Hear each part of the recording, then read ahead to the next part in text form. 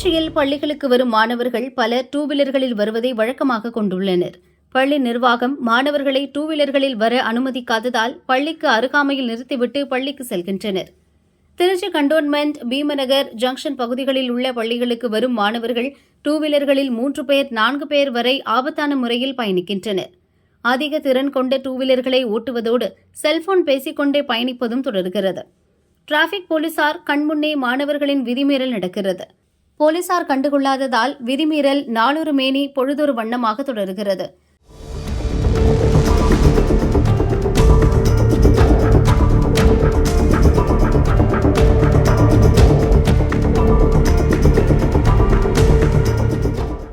பதினெட்டு வயது குறைவானவர்களுக்கு two wheeler licence கிடையாது.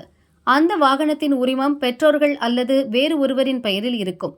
ஆகவே அவர்கள் பிடிபடும் பட்சத்தில் பெற்றோர்களுக்கு சட்டப்படி தண்டனையும் அபராதமும் விதிக்கப்படும்.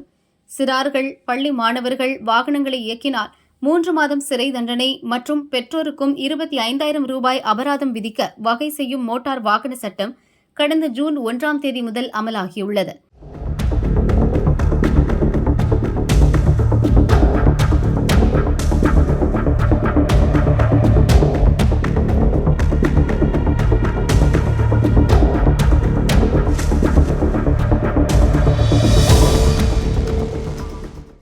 இதை கருத்தில் கொண்டு பெற்றோர் தங்களது பிள்ளைகளுக்கு டூ வீலர்களை கொடுக்கக்கூடாது. டூ வீலர் ஓட்டி சிறுவர் 2 விபத்தில் சிக்கி பலியான சம்பவம் பூனேயில் நடந்துள்ளது. அதுபோன்ற துயர சம்பவம் திருச்சியிலும் நிகழாமல் தடுக்க டிராபிக் போலீசார் உரிய நடவடிக்கை எடுக்க வேண்டுமென பெற்றோர் மற்றும் பள்ளி நிர்வாகத்தினர் வலியுறுத்தினர்.